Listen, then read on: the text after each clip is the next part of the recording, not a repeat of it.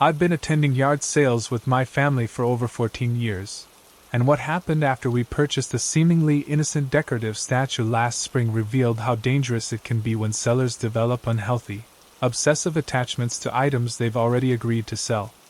What started as a routine weekend bargain hunting trip with my husband and children turned into 6 months of escalating harassment, multiple break-in attempts, and increasingly violent threats that ultimately required extensive police intervention, a restraining order, and our family temporarily relocating for safety. The elderly woman who had seemed so friendly and accommodating during her well-organized yard sale became completely obsessed with getting back one specific item, and her behavior grew progressively more erratic, dangerous, and unpredictable as she refused to accept that the transaction was final and that the statue now belonged to us. My name is Amanda, and I live with my husband Rick and our 2 young children, Emma and Jake, in Fairview, a peaceful residential community of about 8,000 people located 20 miles east of Stockton.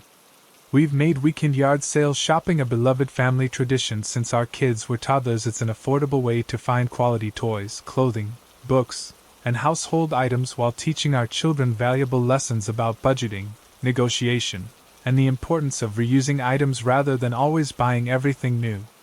Over the years, we've furnished much of our home with carefully selected items found at neighborhood sales, estate sales, and community events. The yard sale at 1624 Oak Street was hosted by Dorothy Carlson, an energetic woman in her early 70s who appeared to be downsizing from a large, beautiful colonial-style house filled with decades of meticulously accumulated possessions.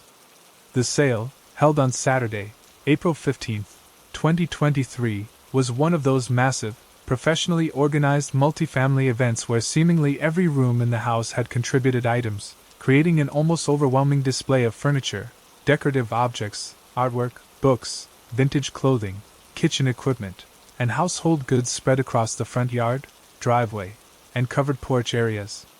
Dorothy was an extremely engaging hostess, moving constantly among the various display tables and chatting enthusiastically with every customer who showed even casual interest in her belongings. She seemed genuinely pleased to see families browsing through her possessions and appeared eager to share detailed stories about the history, origin, and significance of various items with anyone who would listen to her explanations. "I've been collecting beautiful things for over 45 years," she explained as we browsed through impressive displays of fine china, original artwork, antique jewelry, and carefully arranged decorative objects. "My late husband Edward and I traveled extensively throughout Europe, Asia, and South America, and we brought back treasures and meaningful souvenirs from every single trip we took together. Now I'm moving to a smaller condominium, and I just can't take everything with me, no matter how much I'd like to keep it all." The sale was incredibly well organized and professionally presented, with items carefully arranged by category and clearly marked with detailed price tags. Dorothy had obviously invested considerable time, effort, and attention to detail in presenting everything attractively, using fine tablecloths, proper lighting, and even small handwritten descriptive cards for some of the more expensive or historically significant pieces. Among the many decorative items displayed prominently on her front porch was an absolutely beautiful ceramic statue of a dancing woman, approximately 8 inches tall, with intricate hand-painted details in vibrant colors and what appeared to be genuine gold leaf accents highlighting specific design elements. The figure was elegantly posed with flowing robes and delicate facial features, clearly crafted by a skilled artisan with considerable talent and attention to detail. The price tag indicated $12, which seemed remarkably reasonable for such quality craftsmanship. My 7-year-old daughter Emma was immediately and completely drawn to the statue from the moment she spotted it. "Mommy, she's so pretty and graceful," Emma said, carefully examining the figure with obvious admiration. "Can we please buy her for my room? I promise I'll take really good care of her." I examined the statue thoroughly for chips, cracks, or other damage and found it to be in absolutely excellent condition despite its apparent age. The craftsmanship was truly remarkable, with attention to detail that suggested professional artistry, and $12 seemed like an exceptional value for such a quality piece. When I approached Dorothy to inquire about the statue's history and background, she seemed genuinely pleased by our family's interest. That's a truly lovely piece, Dorothy said, picking up the statue to examine it closely with us. I bought it at an art fair in Santa Fe about 15 years ago from a local potter who specialized in figurative work. The artist told me it represented the joy of life and creative expression. I've always admired the graceful lines and the incredible attention to detail in the facial features and clothing. She seemed genuinely happy that the statue would be going to a family with a young daughter who clearly appreciated its beauty and artistic value. I think she'll be absolutely perfect in a little girl's room, Dorothy said, carefully wrapping the figure in multiple layers of newspaper and tissue paper. Please take very good care of her, and I hope she brings your family as much joy as she's brought me over the years. We purchased the statue along with several other items, a complete set of children's books for our 10-year-old son Jake, a barely used kitchen appliance that we'd been wanting, and a decorative mirror for our master bedroom. Dorothy was friendly, conversational, and helpful throughout the entire transaction, providing detailed information about each item and even offering suggestions for care and placement. We left feeling very positive about supporting her downsizing efforts while finding some lovely additions to our home. Emma was absolutely thrilled with her new statue, which we carefully placed on the dresser in her bedroom where it caught the morning sunlight beautifully and seemed to bring a sense of elegance and sophistication to her room. For the first 10 days after the purchase, everything seemed perfectly normal and routine, and we thought no more about the transaction beyond Emma's daily comments about how much she loved her dancing lady. Then, on Thursday, April 27th, Dorothy called our house unexpectedly. I was genuinely surprised to hear from her, since yard sale transactions are typically considered final with no follow-up contact expected or required from either party. "Hello, Amanda," she said, her voice sounding somewhat strained and different from the cheerful tone I remembered from the sale. "I hope you don't mind me calling you at home. I got your phone number from the check you wrote at the sale. I was wondering, how is the little dancing lady doing? Is she settling in well in her new environment?" I found the question rather odd and unexpected, but I answered politely and positively. "She's absolutely beautiful, Mrs. Carlson. Emma loves having her in her bedroom, and we all admire her every day." "That's wonderful to hear," Dorothy replied, though her tone suggested that something was bothering her or weighing on her mind. "I've been thinking about her quite a bit lately, actually more than I expected to. Would you mind if I stopped by your house sometime soon to see how she looks in her new home? I'd love to see her in Emma's room." This request struck me as highly unusual and somewhat inappropriate. In 14 years of regular yard sale shopping, no seller had ever asked to visit items in their new locations or expressed interest in seeing how purchases were being used. I politely but firmly declined, explaining that we preferred to keep our home private and that the statue was doing very well in its new setting. Dorothy seemed noticeably disappointed by my response but appeared to accept it initially. However, over the following week, she called our house 3 more times with increasingly specific and somewhat intrusive questions about the statue's exact placement, how we were caring for it, what time of day Emma spent with it, and detailed questions about our family's daily routines around the bedroom where it was displayed. On May 8th, the telephone calls took a much more concerning and alarming turn. Dorothy's voice sounded distinctly agitated, desperate, and emotionally unstable when she called that evening around dinner time. "Amanda, I've made a terrible, terrible mistake," she said without any preliminary greeting or pleasantries. "I shouldn't have sold that statue to you. I'm realizing now that it belonged to my late mother, and it has tremendous sentimental value that simply cannot be replaced with money. Would you please consider selling it back to me? I'll pay whatever amount you think is fair and reasonable." I sympathized with her apparent regret about the sale, but I explained that Emma had grown very attached to the statue over the past few weeks, and that we weren't interested in selling it back under any circumstances.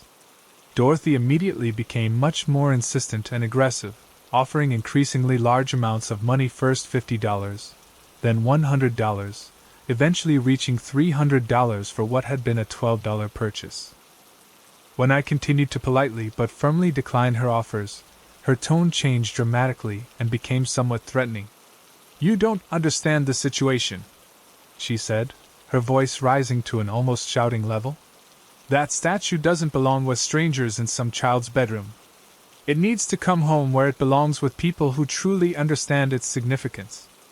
I never should have let it go in the first place. I ended the call as politely as possible but made it clear that our decision was final. Rick and I discussed the situation and decided not to answer the phone if Dorothy called again, hoping that she would eventually accept the situation and move on. However, Dorothy's behavior was about to escalate far beyond unwanted and inappropriate phone calls. Her obsession with recovering the statue was becoming the central focus of her daily life, and her actions were about to become much more dangerous and threatening to our family's safety. On May 15th, we discovered Dorothy standing in our front yard at 6:30 a.m., staring directly at Emma's second-floor bedroom window with a pair of binoculars. When Rick went outside to confront her and ask what she was doing on our property, she claimed she was just checking on the statue, and wanted to make sure it was being properly cared for and displayed appropriately. Rick told her firmly and clearly that she was not welcome on our property under any circumstances and asked her to leave immediately and never return.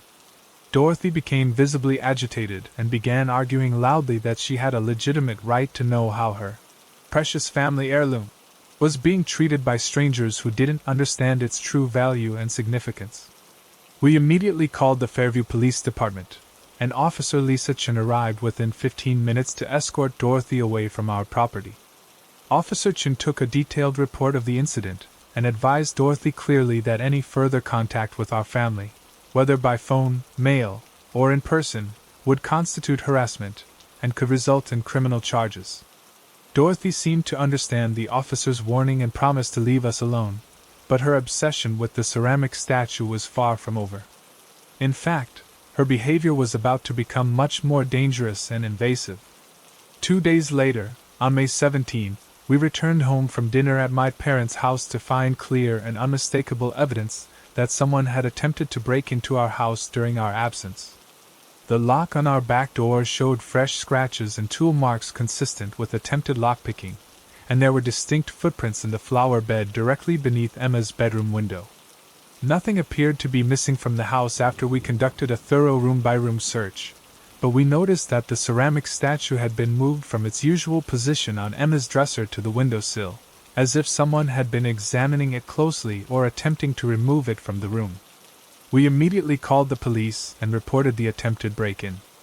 Officer Chun returned to take fingerprints, photograph the evidence, and document the scene.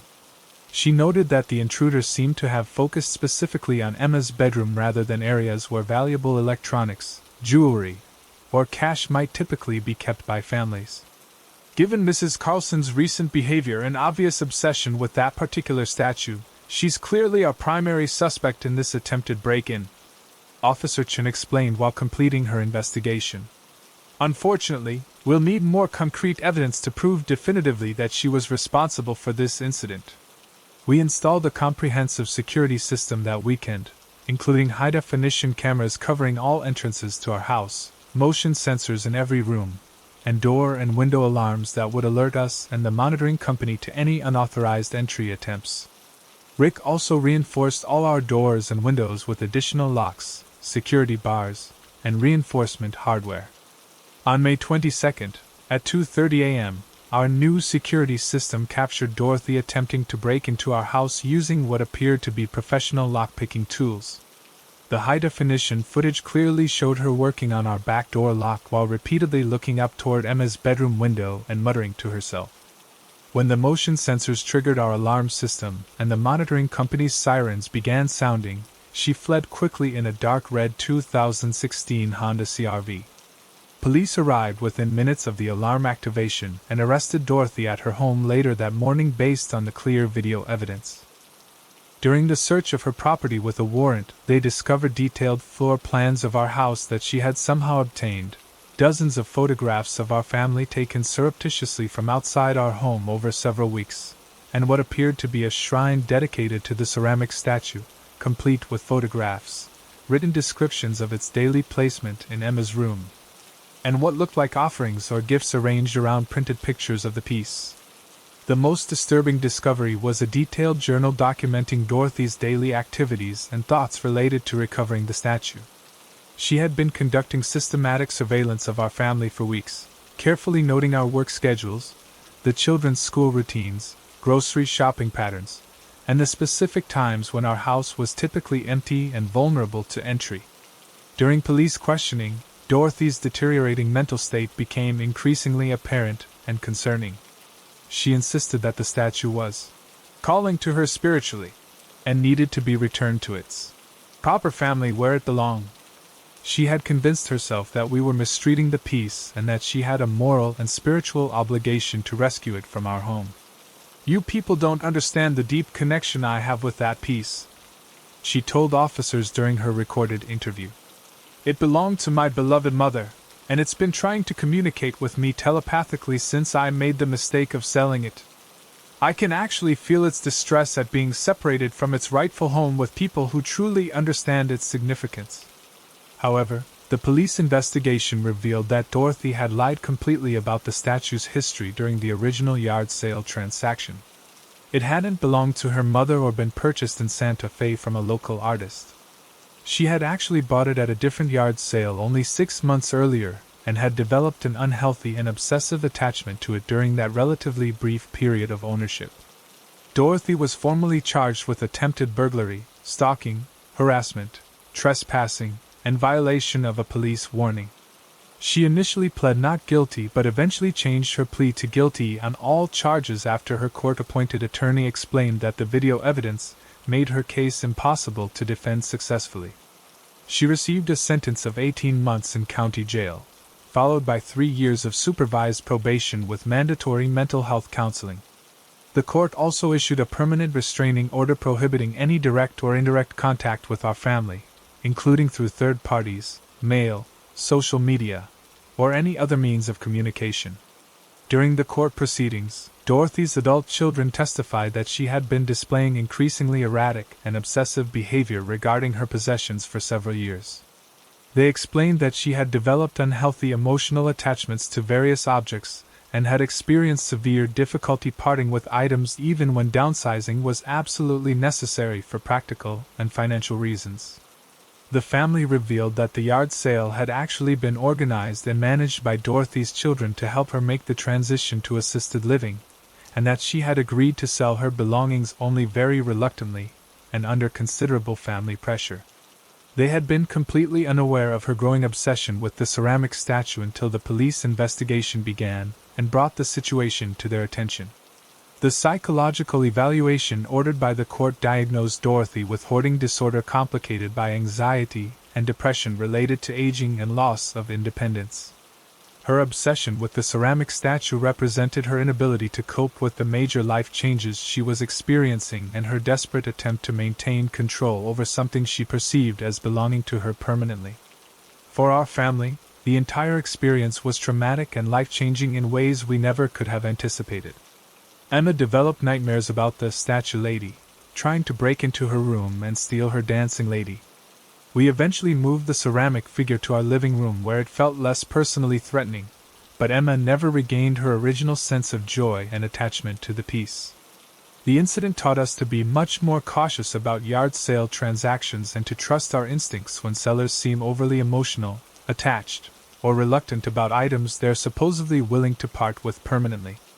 Have you ever had a yard sale seller contact you after a purchase or show unusual interest in items after selling them? What would you do if someone became obsessed with something you bought and refused to accept that the sale was final? How do you protect your personal information when writing checks at yard sales? I matched with Derek on Bumble in March of 2022. I'm Sarah, and I'd been single for about 8 months after getting out of a long relationship. Derek seemed perfect on paper, 29 years old, worked in tech sales for a company called Pacific Industries in Sacramento, had a great smile, and actually wrote more than, "Hey," in his messages. We talked for 3 weeks before meeting. He was attentive, asked thoughtful questions about my job as a dental hygienist, and shared stories about his golden retriever named Max. Looking back, I should have noticed how he always steered conversations toward my daily routine, where I worked, what time I got off, which gym I went to, even which grocery store I preferred. Our first date was set for a Saturday evening at Riverside Brewing Company on Industrial Boulevard. I was nervous but excited. Derek arrived in a pristine 2020 Honda Accord, navy blue with California plates. He looked exactly like his photos, tall, dark hair, wearing a button-down shirt that probably cost more than my car payment. Dinner went incredibly well. He was charming, funny, and seemed genuinely interested in everything I said. About halfway through our meal, he reached into his jacket pocket and pulled out a small jewelry box.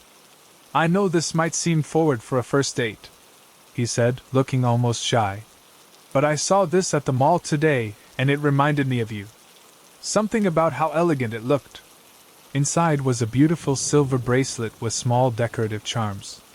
It looked expensive, delicate chain work with what appeared to be tiny crystal accents. I was flattered but also a little uncomfortable. Who gives jewelry on a first date? "Derek, this is beautiful, but I can't accept something so expensive from someone I just met," I said. His face fell slightly. "It's not that expensive, really. I wanted to show you that I'm serious about getting to know you better. Would you at least try it on? See if you like how it looks?" The way he asked was so earnest, almost pleading. Against my better judgment, I let him put it on my wrist. It fit perfectly and honestly looked stunning against my skin tone. The weight felt substantial, well made. "It's gorgeous," I admitted. "But I still think it's too much for a first date." "Then consider it a loan," he said, smiling that perfect smile. "Wear it for a week. If you decide you don't want to keep seeing me, you can give it back then." Something about that phrasing bothered me, but I couldn't put my finger on what.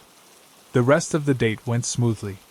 He walked me to my 2018 Toyota Camry, kissed me goodnight, just a brief, sweet kiss, and asked if he could see me again the following weekend. I said yes. The next few days were like a romantic movie. Derek texted me good morning every day, sent me funny memes during lunch breaks, and called me each evening after work. But there were little things that started to feel off. On Tuesday, he mentioned that I must have had a busy morning because I'd left for work 15 minutes later than usual.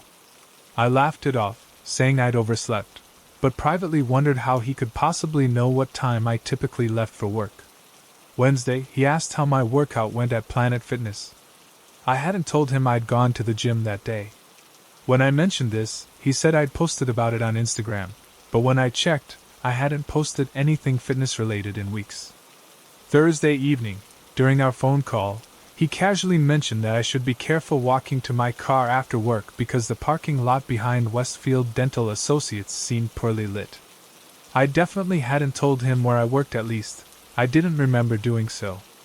By Friday, I was starting to feel genuinely unsettled. That evening, Derek called as usual, but this time he said something that made my blood run cold. "You should really lock your apartment door when you get home, even if you're just running in quickly to grab something. I worry about your safety in that complex on Cedar Lane." I'd never told him my address. Ever. "Derek, how do you know where I live?" I asked, trying to keep my voice steady. There was a pause. You told me, didn't you? During dinner?" "No, I definitely didn't. I'm very careful about not sharing personal information on first dates." Another pause, longer this time. "Maybe I saw it when you were showing me photos on your phone?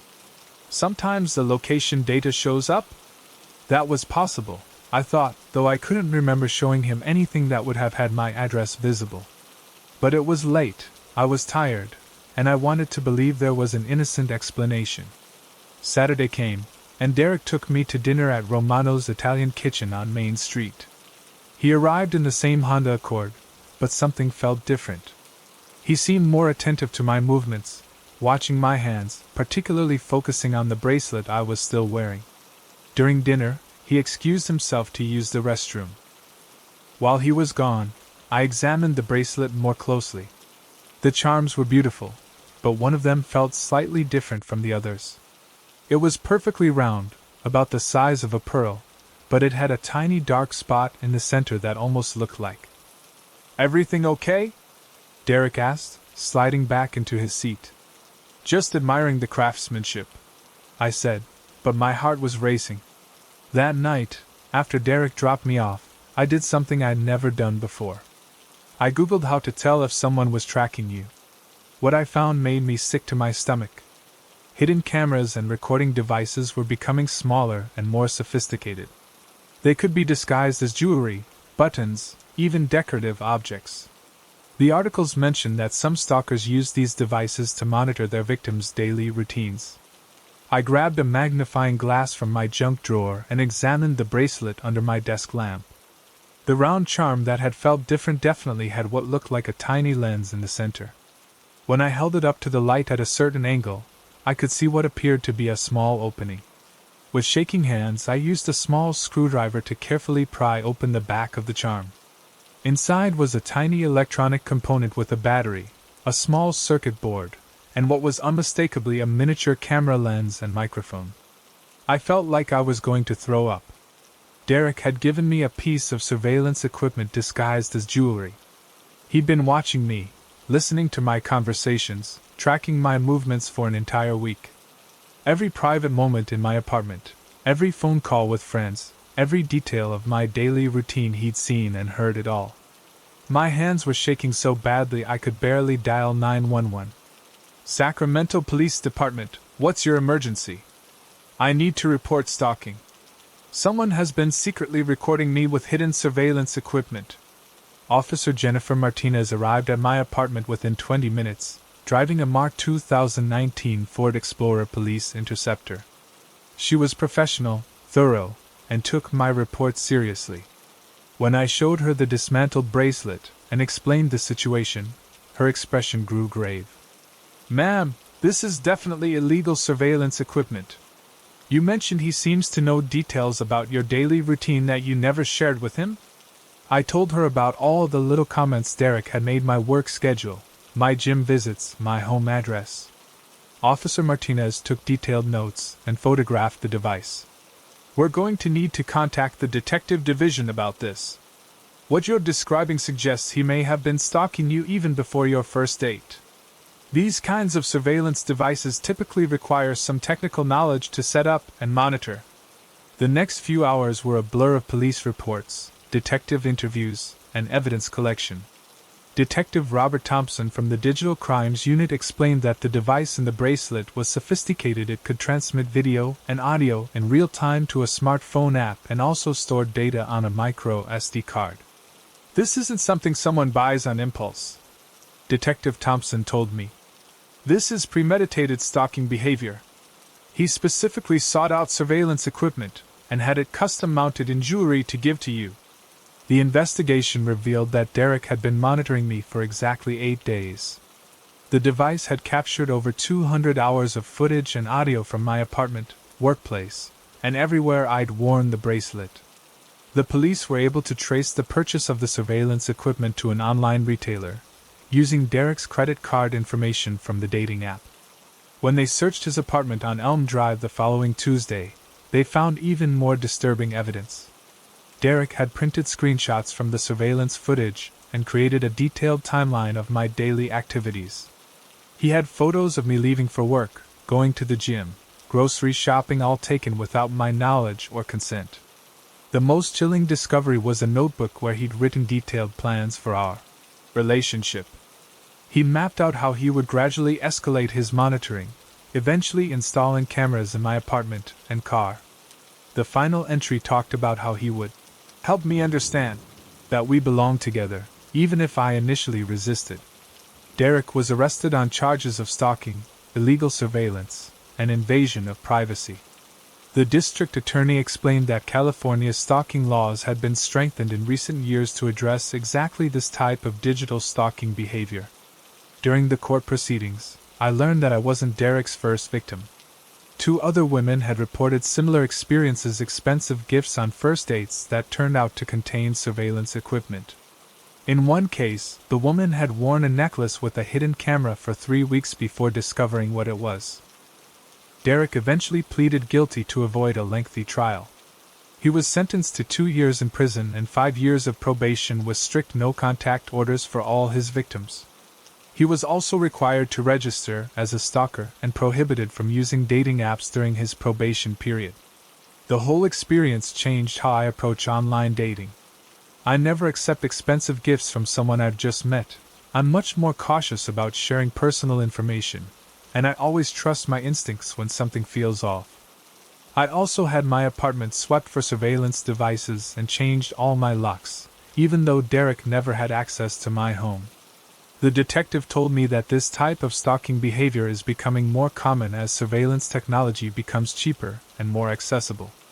Dating apps provide stalkers with easy access to potential victims and enough personal information to begin their surveillance activities. I still date, but I'm much more careful now. I meet people in public places. I don't share personal details until I've known someone for several dates, and I always tell friends where I'm going and who I'm meeting. What scares me most is how normal Derek seemed. He wasn't obviously creepy or threatening. He was charming, successful, and appeared genuinely interested in getting to know me. If it hadn't been for those small comments about my routine and his knowledge of details I'd never shared, I might never have discovered what he was doing. The experience taught me that predators don't always look like what we expect. Sometimes they look like the perfect date. Have you ever had someone know details about your life that you're certain you never shared with them? Have you ever received an expensive gift early in a relationship that made you uncomfortable? Trust those instincts, they might be protecting you from something much worse than an awkward situation. I'm Kevin, 28 years old, and I work as a project manager for Northern California Solutions in Modesto. I'd been single for about 6 months when I decided to give Tinder another shot in February of 2023. After a string of disappointing dates and ghosting situations, I was pretty cynical about the whole online dating scene. Then I matched with Amanda. Her profile immediately stood out from the usual lineup. Amanda was 26, claimed to work as a marketing coordinator, and had this infectious smile in every photo. Her bio was witty without trying too hard, and she actually responded to my opening message with more than just an emoji. We started talking on a Tuesday evening, and the conversation flowed naturally. Amanda was sharp, funny, and seemed genuinely interested in my work and project management. She told me about her job at what she called a small marketing firm in Stockton and shared stories about her weekend hiking trips in the Sierra Nevada mountains. What impressed me most was that Amanda didn't immediately push to meet in person. We talked for almost 3 weeks, building what felt like a real connection. She'd send me good morning texts that were thoughtful rather than generic, and our evening phone calls sometimes lasted for hours. During those conversations, Amanda asked detailed questions about my life, but in a way that felt natural rather than intrusive. She wanted to know about my family, my career goals, my hobbies, the kind of deep conversations that made me think this might actually lead somewhere meaningful. "I really want to meet you," she finally said during a call on Thursday, March 9th. "But I'm kind of old-fashioned. I like to take things slow, build trust first. Would you be okay with that?"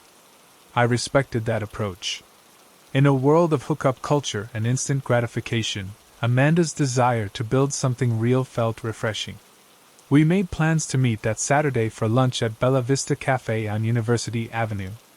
I suggested the location because it was public, well-reviewed, and roughly halfway between Modesto and Stockton, where Amanda claimed to live.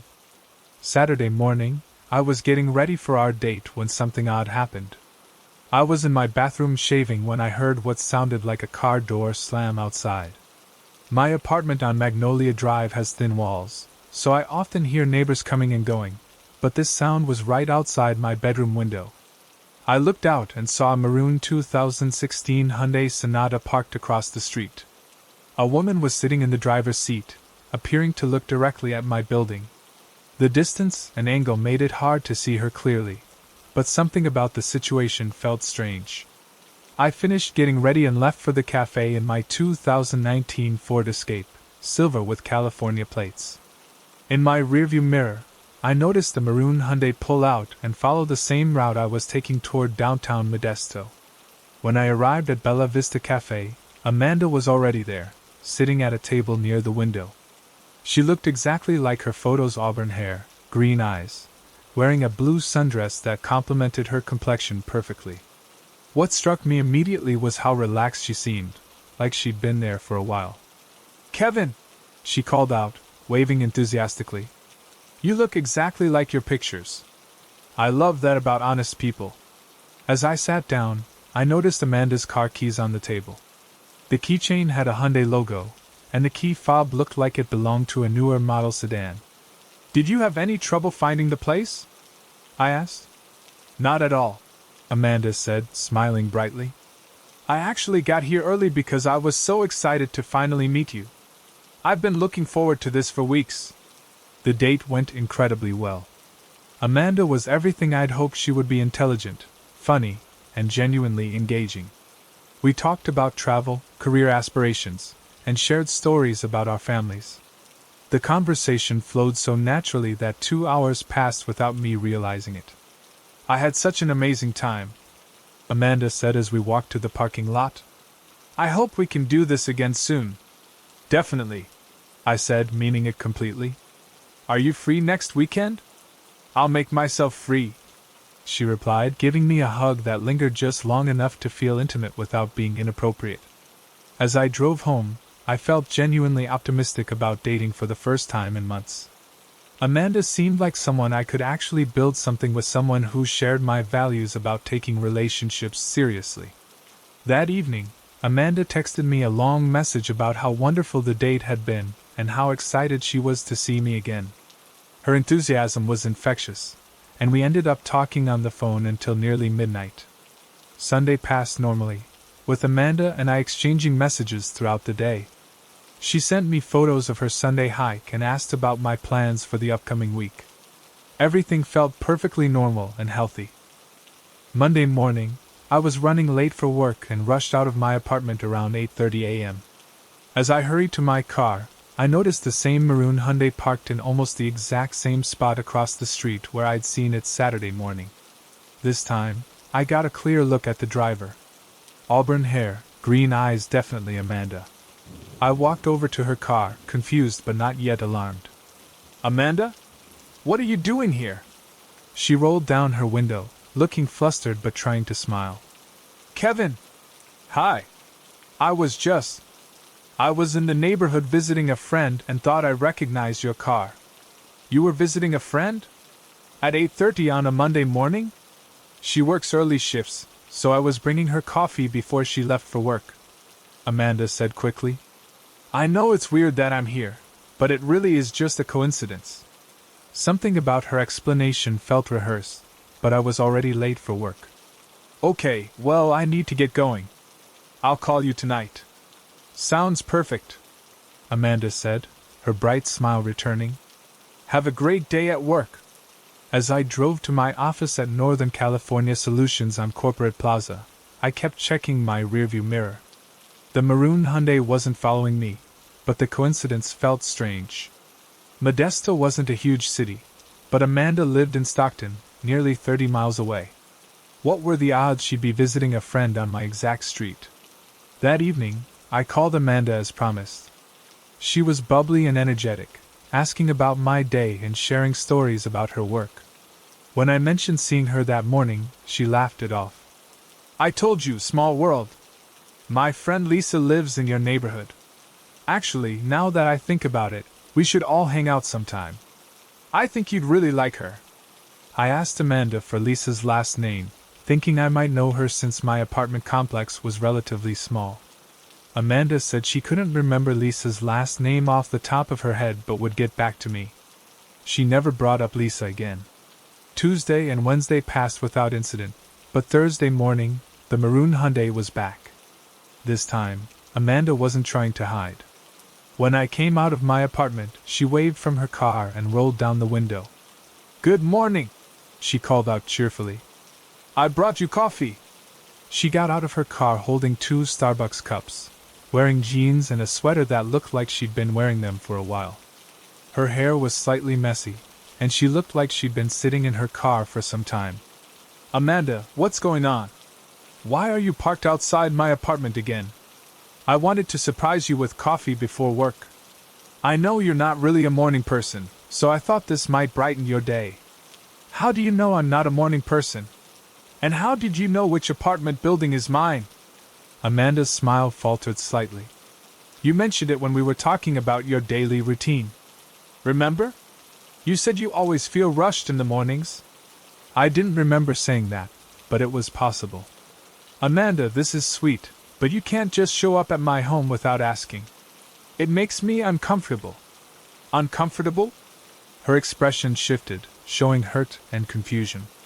I'm bringing you coffee. I'm trying to be thoughtful and caring. How is that uncomfortable? Because we've had one date. Showing up at someone's home uninvited it's too much too soon. Amanda stared at me for a long moment, and I saw something flash across her face, anger, maybe, or frustration. But then her bright smile returned. You're right. I'm sorry. I guess I'm just excited about us and got carried away. It won't happen again. I took the coffee and thanked her, but something about the interaction left me unsettled. As I drove to work, I noticed Amanda's car following behind me until I turned into my office parking lot. That evening, Amanda called as usual, but her tone was different. She seemed subdued, almost hurt. I've been thinking about this morning, she said. I understand that I overstepped, but I want you to know that everything I do comes from a place of caring about you. Maybe I care too much too fast, but that's just who I am. I appreciate that, Amanda, but I've been hurt before, she continued, cutting me off. I've had guys who seemed interested and then just disappeared. I don't want that to happen with us, so maybe I'm trying too hard to show you how serious I am. Her vulnerability felt genuine, and I found myself softening. Amanda, I'm not going anywhere. But healthy relationships have boundaries. We need to take things at a reasonable pace. You're absolutely right, she said, sounding relieved. I promise I'll be more respectful of your space. Friday morning, I deliberately left for work 15 minutes earlier than usual, hoping to avoid any potential morning visits from Amanda. The street was empty when I left my apartment. But when I got home from work that evening, there was a gift bag hanging on my apartment door handle. Inside was a bottle of wine with a note. Thank you for being patient with me. Looking forward to our second date. Amanda. I called her immediately. Amanda, you said you wouldn't show up at my apartment uninvited. I didn't show up, she said defensively. I just dropped off a gift.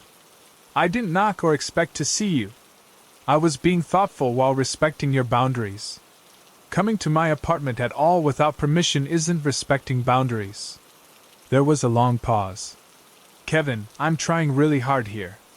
I thought you'd appreciate a nice gesture. I'm starting to feel like nothing I do is right. The guilt-tripping tone bothered me, but I tried to stay calm. Amanda, I do appreciate thoughtful gestures. But they need to happen in appropriate ways. You could have given me wine on our next date. Fine, she said, her voice cold. I'll remember that you prefer everything to be perfectly scheduled and controlled. We ended the call on an awkward note, and I spent the weekend wondering if I was being too harsh. Maybe Amanda was just enthusiastic and bad at reading social cues. Maybe I was being paranoid. Saturday morning, I decided to test something. I told Amanda I was spending the day at home, doing laundry and cleaning. Instead, I drove to Riverbank, a small town about 20 minutes away, to visit my friend Jake. Around 2 p.m., while I was at Jake's house, Amanda texted me. Hope your cleaning day is going well. I'm at the farmer's market downtown. Wish you were here with me. But when I drove home around 4 p.m., taking a route that went past the downtown farmer's market, I saw Amanda's maroon Hyundai parked across from my apartment building.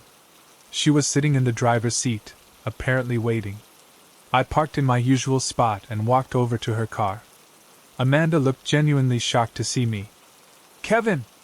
I thought you were home all day doing laundry. I was visiting a friend. Amanda, you texted me saying you were at the farmer's market downtown.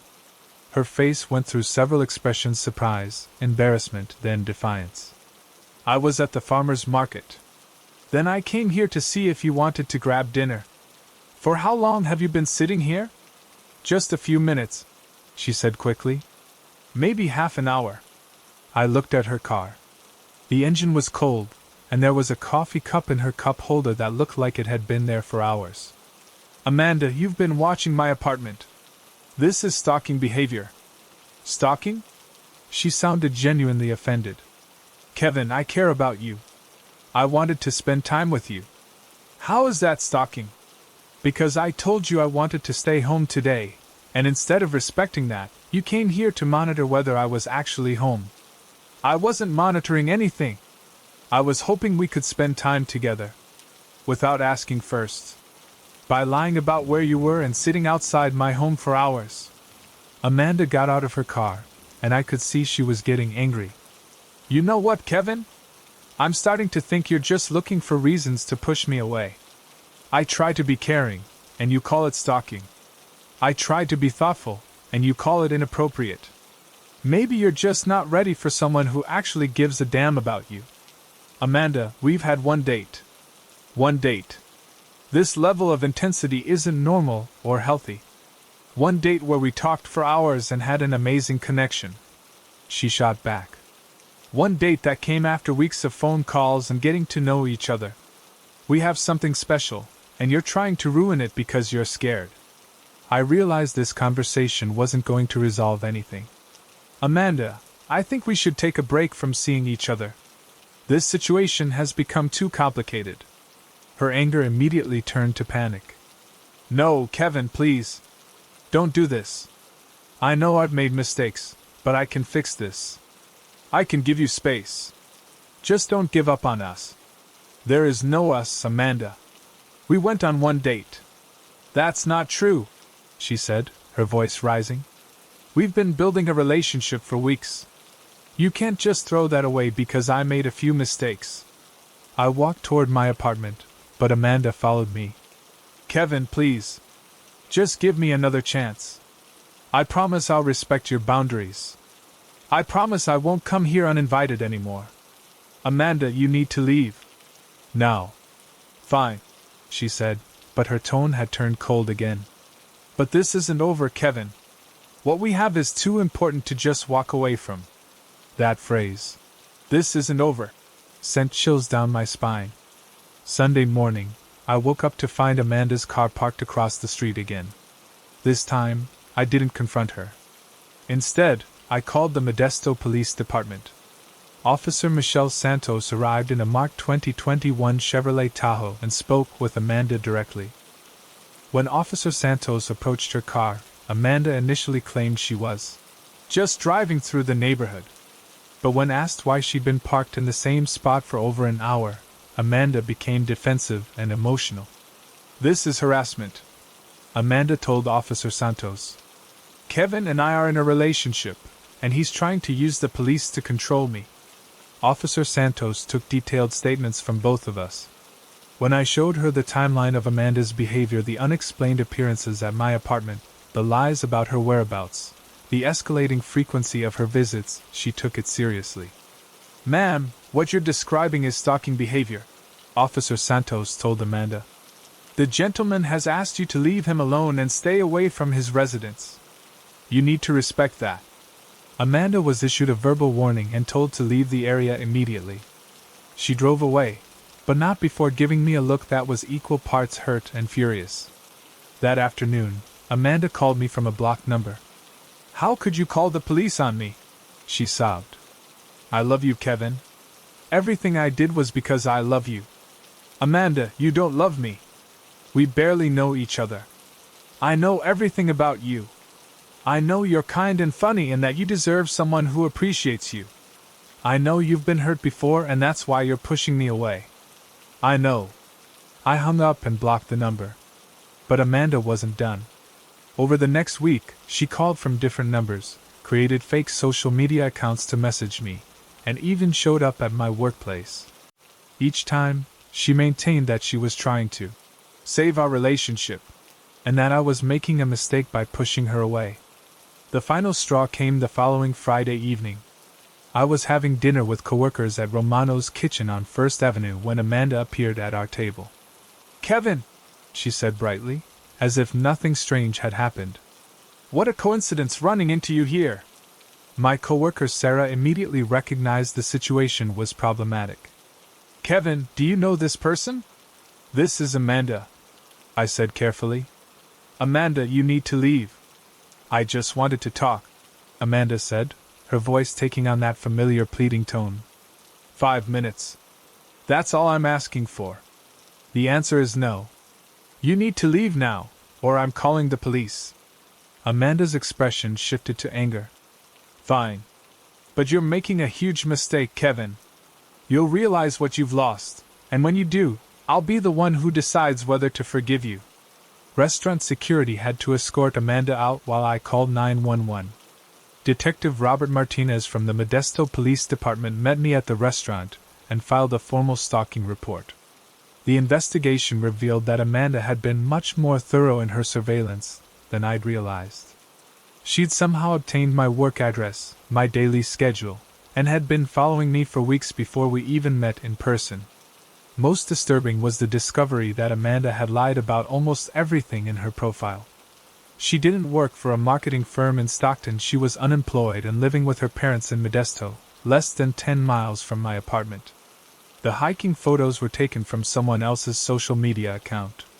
Amanda had specifically targeted me based on information from my dating profile and had spent weeks researching my life before we matched. She knew where I lived, where I worked, and my daily routine before our first conversation. Amanda was arrested and charged with stalking and harassment. During the court proceedings, I learned that I wasn't her first victim.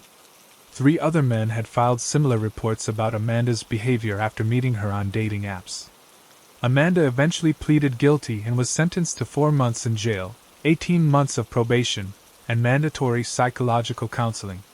She was also issued a permanent restraining order and prohibited from using dating apps during her probation. The experience completely changed how I approach online dating. I'm much more cautious about sharing personal information. I pay attention to red flags like excessive early intensity, and I trust my instincts when someone's behavior feels inappropriate. What scared me most was how normal Amanda seemed initially. She was charming, intelligent, and appeared genuinely interested in building a real relationship. The stalking behavior developed gradually and was often disguised as romantic gestures or coincidences. I still use dating apps, but I'm much more careful now. I meet people in neutral locations, I don't share specific details about my routine or workplace, and I end things immediately if someone shows signs of obsessive behavior. Have you ever had someone from a dating app know details about your life that you're sure you never shared? Have you ever had someone show up in places where you didn't expect to see them? Trust those instincts, they might be protecting you from something much more serious than an awkward situation. I'm Rachel, and I'm 29 years old, working as a nurse practitioner at Sacred Heart Medical Center in Charlotte. After my last relationship ended badly in January 2024, I took a 6-month break from dating to focus on myself and my career. By July, I felt ready to put myself back out there and downloaded Bumble. That's when I matched with Michael. Michael's profile was honestly breathtaking. He was 32, worked as a software architect for something called Apex Technologies, and had these incredible photos hiking in what looked like the Blue Ridge Mountains, cooking in a pristine kitchen, volunteering at what appeared to be an animal shelter. His bio was thoughtful and well-written, mentioning his love for classical music, sustainable living, and philosophical discussions. When I sent him the first message, Bumble's requirement for women to message first, he responded within minutes with a paragraph that was both witty and intellectually engaging. Most guys on dating apps respond with, "Hey," or an emoji. Michael wrote like he'd been waiting his whole life to have a conversation with me. Our first exchange was about environmental conservation, sparked by one of his photos at what looked like a beach cleanup. Michael's knowledge was encyclopedic. He discussed marine ecosystems, plastic pollution statistics, and renewable energy policy with the kind of depth that made me think he must have advanced degrees in environmental science. "I find it fascinating how individual choices create collective impact," he wrote. Your work in healthcare must give you a unique perspective on how systemic issues affect individual well-being. I was impressed. Most dating app conversations never got past. What do you do for fun? Here was someone who wanted to discuss the intersection of environmental policy and public health. Over the next few days, our conversations became the highlight of my routine.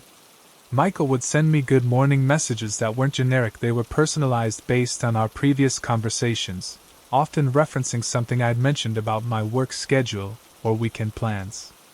Hope your night shift goes smoothly tonight, Rachel. I know you mentioned the ER gets particularly busy on Friday evenings. Stay safe, and remember that the work you do makes a real difference in people's lives. Michael seemed to have perfect recall of everything I told him.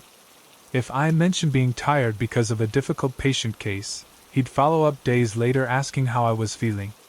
If I shared a story about my sister Emma visiting from Asheville, he'd ask about her job interview the following week. What impressed me most was Michael's emotional intelligence. When I had a particularly rough day, we lost a patient despite our best efforts, Michael's response was exactly what I needed to hear. Rachel, I can only imagine how difficult that must be. The fact that you carry that weight shows how deeply you care about your patients.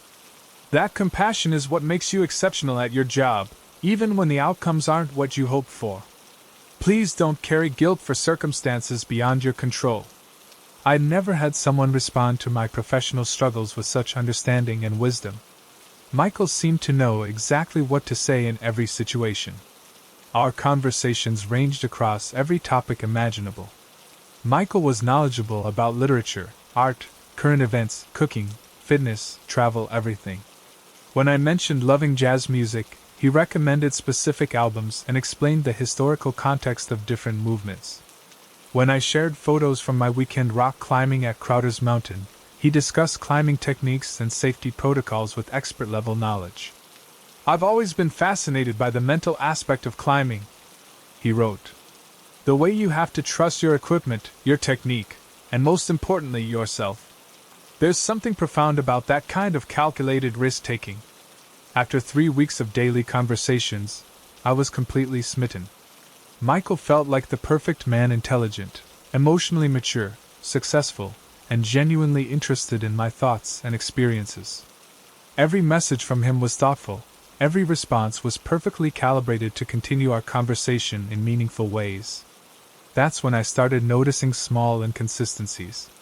Michael had mentioned growing up in Denver, but when I asked about specific neighborhoods or local landmarks, his answers were oddly generic. He'd say things like, the downtown area, or near the mountains, without the specific details that locals always have about their hometown. When I shared a photo of myself at a new restaurant in Charlotte called the Brass Onion on Elm Street, Michael responded with enthusiasm about the amazing local food scene in Charlotte. But his comments were vague, praising Southern cuisine and farm-to-table concepts, without mentioning any specific restaurants or dishes that someone familiar with Charlotte would know. I decided to test something. I told Michael I was thinking about visiting Denver for a long weekend and asked for recommendations. His response was extensive, a detailed itinerary covering museums, hiking trails, restaurants, and cultural attractions. But when I fact-checked his suggestions, I discovered several problems. The museum he recommended had been closed for renovations for 6 months. The hiking trail he described as perfect for intermediate climbers was actually a beginner-level walking path.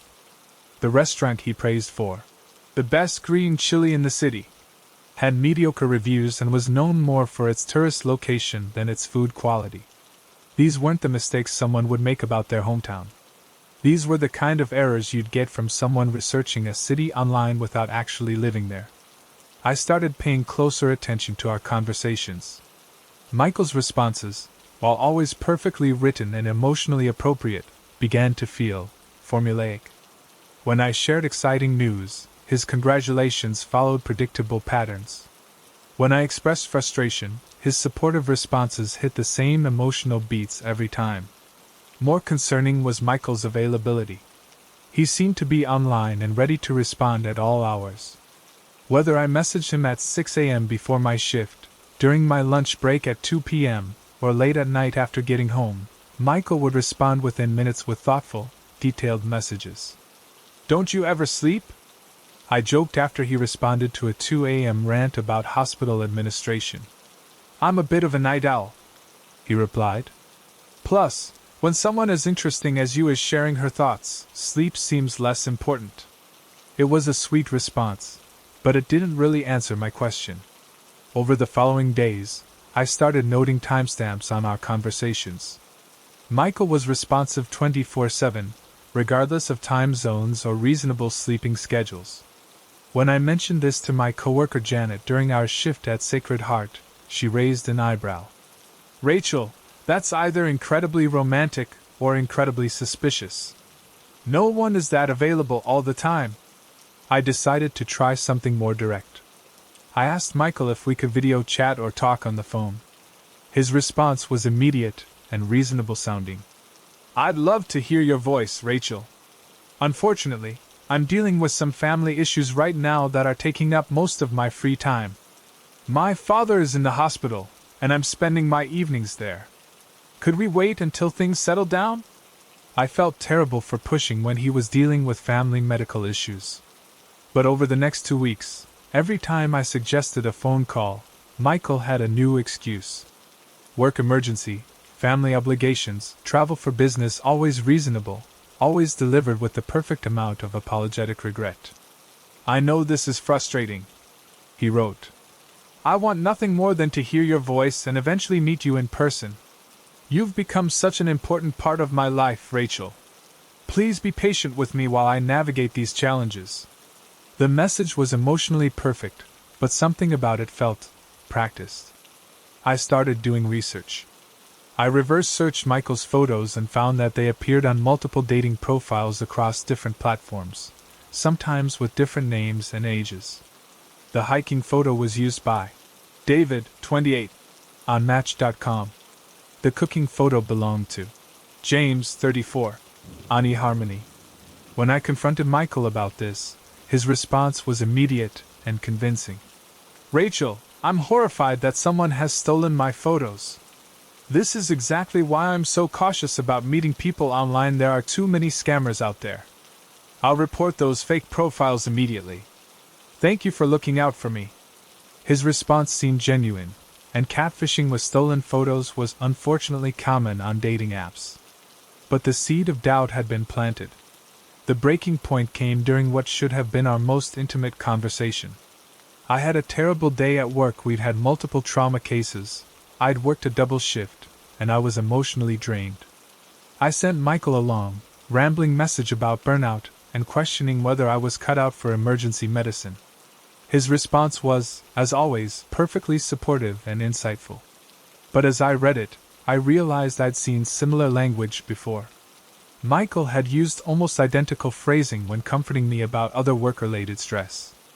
I went back through our conversation history and started comparing his responses to similar situations. The patterns became clear. When I expressed stress, Michael's responses followed the same emotional template. When I shared achievements, his congratulations used recycled phrases. When I asked for advice, his wisdom came from what seemed like a limited database of inspirational responses. More damning was Michael's knowledge. While impressive in breadth, it lacked the personal touch that comes from lived experience. He could discuss the technical aspects of rock climbing but never mentioned a specific climb he'd done. He could analyze jazz music theory but never shared a personal memory of discovering a favorite artist. I started testing Michael with increasingly specific questions about his supposed life and interests. His answers were always knowledgeable but generic. When I asked about his childhood dog, he described a golden retriever who loved playing fetch. When I asked about his college experience, he mentioned great professors and lifelong friendships, without any specific details. The final test was deliberate deception. I told Michael I was thinking about switching careers to veterinary medicine and asked for his thoughts. His response was a detailed analysis of the veterinary field, complete with salary ranges, educational requirements, and market outlook. But I'd never expressed any interest in veterinary medicine. A real person who'd been having deep conversations with me for over a month would know that my passion was emergency medicine and that I'd never mentioned wanting to work with animals. Michael's response was informative and supportive, but it was generic advice that could be given to anyone considering veterinary school. There was no reference to our previous conversations, no acknowledgement of how this career change would relate to my stated goals and interests. That's when I realized the truth. I'd been talking to artificial intelligence. Michael wasn't a person at all. He was a sophisticated AI chatbot designed to create emotional connections with women on dating apps. The perfect responses, the 24/7 availability, the encyclopedic knowledge without personal experience, the formulaic emotional support, it all made sense. I felt sick. For over a month, I'd been pouring my heart out to a computer program. I'd shared intimate details about my work, my family, my fears and dreams. I'd been falling for someone who didn't exist. The deception went deeper than I initially realized. When I researched Apex Technologies, the company where Michael claimed to work, I found a generic website with stock photos and vague descriptions of services. The company existed only as a digital facade. I reported the profile to Bumble and started researching AI-powered dating scams. What I discovered was disturbing. Sophisticated chatbots were being used to create fake relationships with the goal of emotional manipulation, financial fraud, or data collection. These AI systems were trained on thousands of real conversations to mimic human emotional responses. They could maintain consistent personalities across weeks or months of interaction. They were designed to make victims feel special, understood, and emotionally dependent. The psychological impact was severe. I questioned my judgment, my ability to detect deception, and my readiness for real relationships. The emotional connection I'd felt was real, even though Michael wasn't. The hours I'd spent crafting thoughtful responses, the excitement I'd felt receiving his messages, the hope I'd had for our future, all of it had been one-sided. I spoke with Dr. Patricia Williams, a therapist who specializes in online relationship trauma. She explained that AI-powered emotional manipulation was becoming increasingly sophisticated and common. The technology has reached a point where these systems can mimic human emotional intelligence convincingly, Dr. Williams told me. Victims often feel embarrassed or foolish, but you were responding to very sophisticated manipulation designed specifically to exploit human emotional needs. Through therapy, I learned that my experience wasn't unique. Hundreds of people had reported similar situations, months-long relationships with AI chatbots that felt completely real until inconsistencies revealed the truth. The most disturbing aspect was the data collection. Every detail I'd shared with Michael, my work schedule, my home address, which I'd mentioned when discussing my commute, my family information, my personal struggles, had been recorded and potentially sold to data brokers or used for other fraudulent purposes. I had to change my work schedule, update my home security, and alert my family about potential identity theft risks. The emotional manipulation had real-world consequences for my safety and privacy. Dating apps have been slow to address AI-powered manipulation, though some platforms are beginning to implement detection systems. The technology is advancing faster than the safeguards designed to protect users. I eventually returned to dating, but the experience changed how I approach online relationships. I insist on video calls early in conversations, I pay attention to patterns in responses, and I test potential matches with specific questions that require personal experience rather than general knowledge. Most importantly, I trust my instincts when something feels too good to be true. Real human connections have imperfections, inconsistencies, and genuine emotional messiness. Perfect responses and flawless availability aren't signs of an ideal partner, they're red flags for artificial manipulation. The technology behind Michael was impressive, but it couldn't replicate the genuine unpredictability and authentic vulnerability that make real relationships meaningful. I learned that perfection in communication isn't romantic, it's suspicious. Have you ever matched with someone who seemed too perfect in their responses? Someone who was always available and always knew exactly what to say? Have you noticed patterns in how potential matches communicate that felt more algorithmic than human? Trust those instincts, they might be protecting you from sophisticated emotional manipulation designed to exploit your desire for genuine connection. Thanks so much for watching. I can't express enough how much your support means. The likes, the comments, it all really helps the channel grow. If you enjoyed the video, make sure to hit that like button and share your thoughts in the comments below. I always take the time to read them. And don't forget to subscribe so you never miss out on any new videos. See you next time.